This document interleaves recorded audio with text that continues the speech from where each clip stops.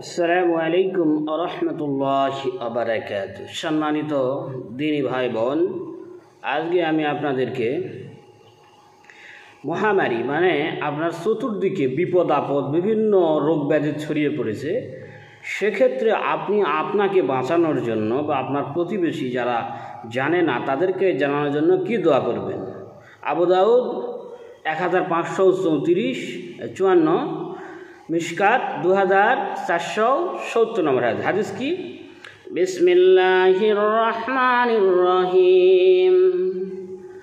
আল্লাহুম্মা ইন্নী আউযু বিকা মিনাল বারাসি ওয়াল জুনুনি ওয়াল জুজামি ওয়া মিন শাইইল আসকাম।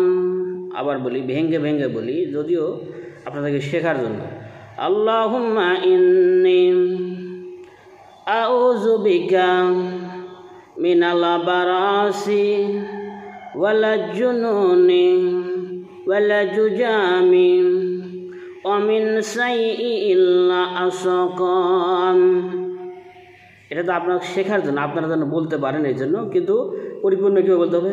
আল্লাহুম্মা ইন্নী আউযু বিকা মিনাল বারাসি ওয়াল জুনুনি ওয়াল জুজামি ওয়া মিন শাইইল আসকাম। বুঝছেন? এইভাবে বলবেন। অর্থ, হে আল্লাহ, আমি তোমার নিকট আশ্রয় চাই শ্বেত রোগ, মস্তিষ্ক বিকৃতি, কুষ্ঠ এবং সব ধরনের দুরারোগ্য ব্যাধি হতে, মানে সব ধরনের বড় অসুস্থতা থেকে। দেখেন কি বলছে প্রথমে, হে আল্লাহ, আমি তোমার নিকট আশ্রয় চাই শ্বেত রোগ, স্মৃতি রোগ, মস্তিষ্ক বিকৃতি। আপনি যদি মস্তিষ্ক তো পাগল হয়ে যাবেন। আর স্মৃতি রোগ তো অনেকে জানেন।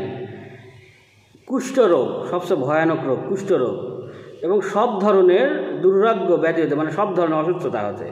আল্লাহ যদি আপনাকে এইভাবে নিরাপত্তা দেন, আর আপনি যদি এরা নিরাপত্তা আপনাকে আল্লাহ দান করেন, তাহলে আর আপনার ভয়ের কিছু নেই। বুঝছেন? ওই যে করোনা মহামারী ছিল, মহামারী, মসজিদ বন্ধ, ইটা বন্ধ, ওইটা বন্ধ, সব কিছু বন্ধ। আসলে এই দোয়া পড়লে আপনি নিরাপদ থাকতেন। কিন্তু এ জাতি তো ইসলামের নীতিই বোঝে না, আপনার কি বোঝাবে? এ জাতি মূর্খ জাতি, এ জাতি নিজের অস্তিত্বই ভুলে গেছে।